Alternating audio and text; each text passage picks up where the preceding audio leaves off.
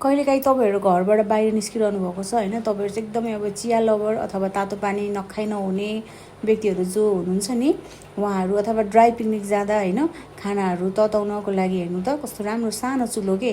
मलाई पनि देखेर कस्तो अचम्म अथवा एकदम म एक्साइटेड भएर मैले पनि चिसो थियो कि यो दुध होइन, अनि कफी खाउँ भनेर तताइहालेँ। अनि फेरि बहिनीले चाहिँ फेरि माथिबाटै हालिदिइहालेछ कफी।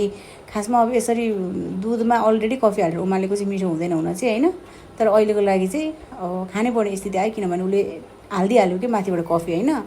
हो यसरी चाहिँ तताएर खानको लागि होइन, अलरेडी अब खानेकुराहरू पाकिरहेको खानेकुरा, त्यसपछि आएर स्टिलको भाँडाहरूमा चाहिँ तरकारी इभेन खाना पनि पकाउन चाहिँ मिल्ने खालको रहेछ कि यो चुलो। कस्तो है अट्र्याक्टिभ टाइप्सको कि सानो खालको है, कपुर हालेर चाहिँ बाल्न मिल्ने। हेर्नु त कति मजाले बलिरहेछ, मलाई कस्तो राम्रो लाग्यो कि यो।